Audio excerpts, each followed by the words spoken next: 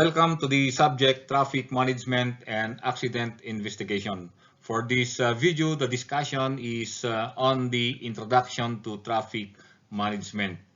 Your lecturer or your presenter is Darlito Bernard G. Delizo.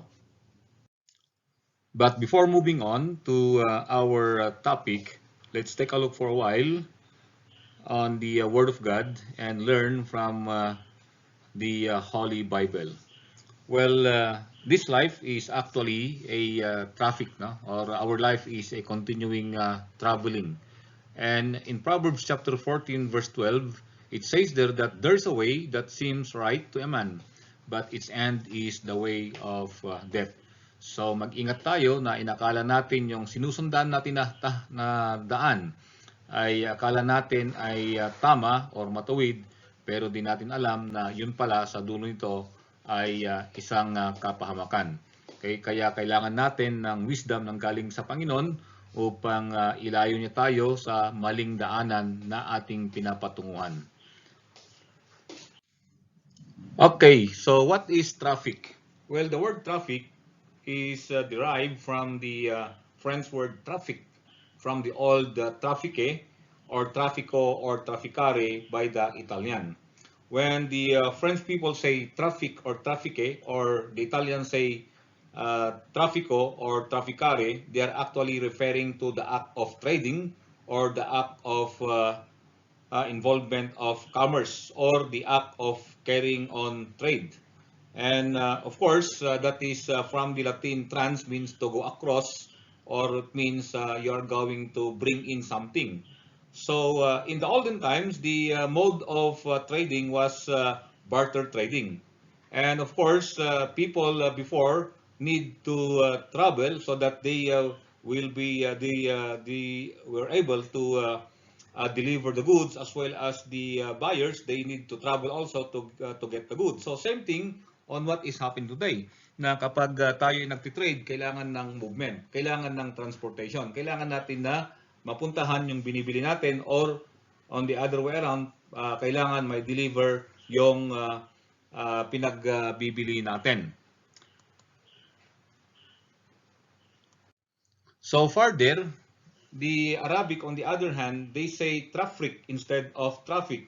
And to them, to the Arabs, when they say traffic, they are referring to the distribution, which means the distribution of people and vehicles coming and going. It was first recorded in 1825. Somehow, the Arabic traffic is more or less similar to the present-day definition of traffic, which is pertaining to the movement of persons, animals, and vehicles along the traffic way. Other definition of traffic, it refers to the movement of vehicles, ships, persons, and others in an area, along a street, through an air lane, over a water routes, and others. Or it may be referring to the heavy traffic on main street. However, the word traffic basically refers to the act of moving or the act of movement. Okay? So yun ang tinatawag na traffic. Of course, pwede rin on the other side, pwede rin we are referring to the traffic problem, okay? Na ito'y kinakarakterize ng traffic congestion or traffic jam. But actually, ang talagang original definition yan, taking into consideration the etymology or the origin of the words, ay it pertains actually to the act of moving. Or traffic is referring to the vehicles themselves, to the persons and pedestrians moving in an area along a traffic or streets. Kaya pag sinabi mong traffic, you're referring to the act of moving, or the act of transportation, or the act of traveling, or on the other hand, you might be referring to the traffic users. Okay? Although, of course, to be specific, the vehicles, the persons, the pedestrians are called the road users. And further, traffic can also be understood as the transportation of goods for the purpose of trade. Again, the word trading, by either by sea, by land, or air traffic. Okay? So another thing is traffic can also be understood as the act of trading, buying, and selling, or commercial dealings. It also pertains to the traveling or exchange of communication. Kaya tawag natin doon communication traffic. Okay? So maraming ibig sabihin ang traffic. Pero ang pinaka-common na idea niyan is yung movement, yung transferring from one place to another or traveling from one place to another, or yung moving on a traffic way or on a highway. Further, traffic can also be understood, as I mentioned a while ago, the exchange of communication or the communication traffic. And on the negative side, traffic can be understood as the selling of commodity which are illegal in nature, just like the drug trafficking. Okay, when we say drug trafficking, we're referring now to the trading of illegal drugs and illegal substance. So when you say human trafficking, it pertains now to the transporting of human beings or humans, okay, by means of or by illegal means. Okay, so again, no matter how we define traffic, at least they are pertaining to the act of movement, or somehow it is related to the word transportation. So they are not necessarily synonymous with one another, but at least they have more or less the same idea in traffic and in transportation. So the word transportation is taken from the Middle French word transporter, from the Latin word transportare. Trans means you go across, and portare means the act of carrying. Okay? So kaya pag narinig yung word na trans, for example, yung babae naging lalaki or yung lalaki naging babae, we call them as transgender. Okay? On the other hand, kapag tayo pumupunta sa mga terminal, okay, sa mga airport, sa mga seaport, at meron tayong nakita doon na nakalagay sa kanyang uniforme ay porter siya, ang ibig sabihin nun, siya ay tagabuhat. Okay? So, kaya yung word na transportation, ang ibig sabihin nun, the act of carrying something or the act of moving something. But of course, in the English language, when we say transportation, it is now the act of carrying or conveying goods from one place to another. Okay? Or we may be referring to the vehicles that are used in transporting. Kaya pag sinabi mo, anong transportation ang gagamitin mo? So sasabihin mo, ako'y magko-commute, ako'y gagamit ng private vehicle ko. Okay? Hindi, ako'y magmumotor lang ako. Hindi, ako, maglalakad lang ako. Okay?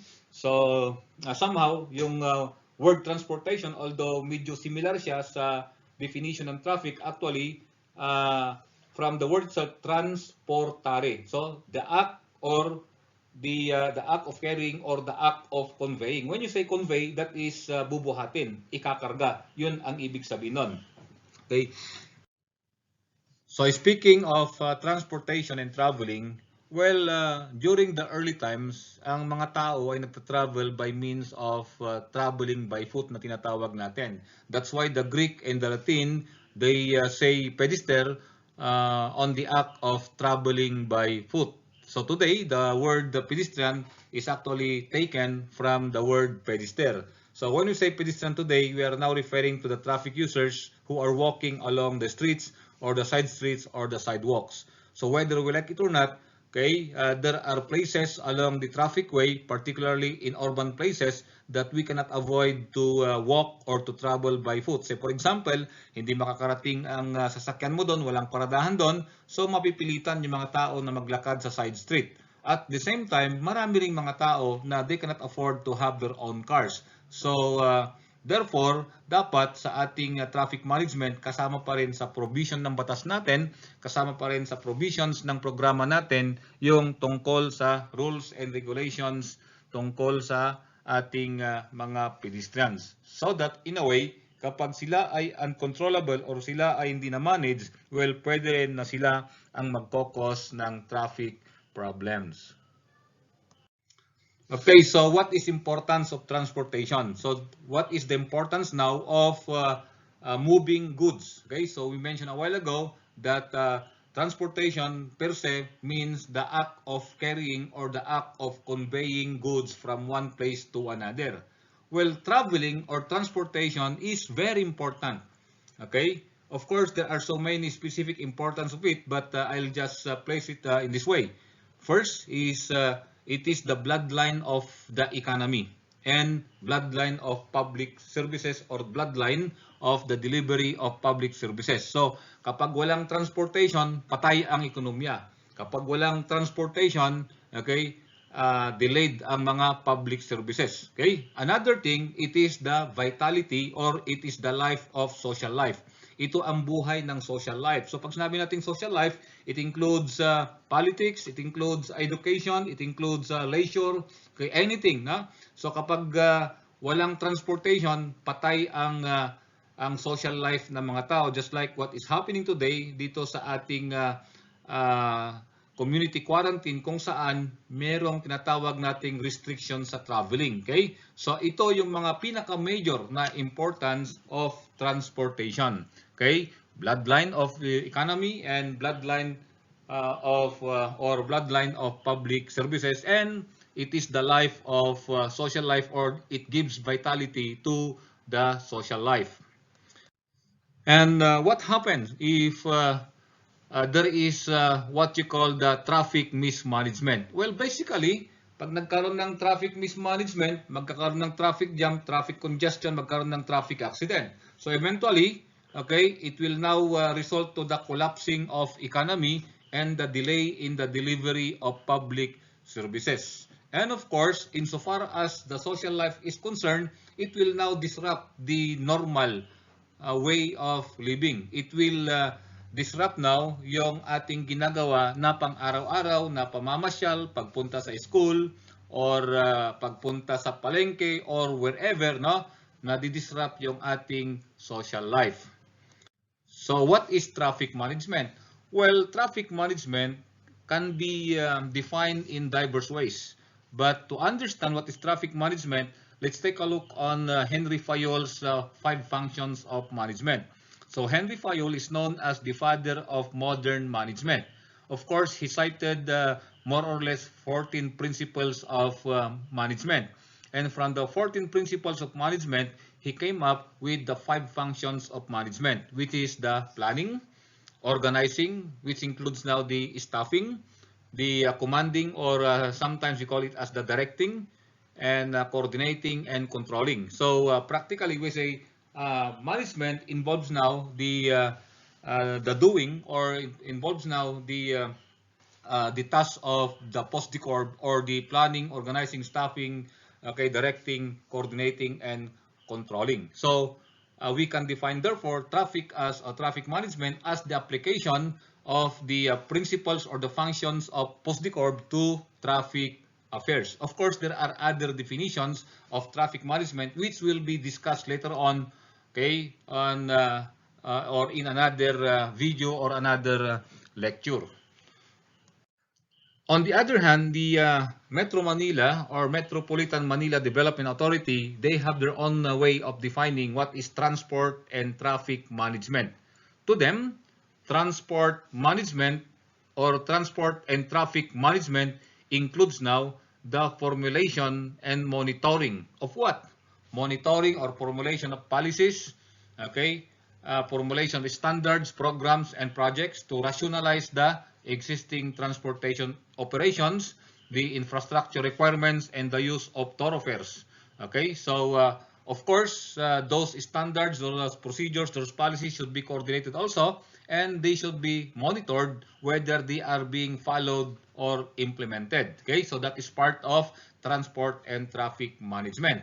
And of course, transport and traffic management also includes now the promotion of safe and convenient movement. So sa paanong paraan? Well, of course, kailangan ng mga traffic direction, kailangan ng mga traffic rules and regulation para maging safer and more convenient yung movement ng traffic or yung movement ng mga travelers.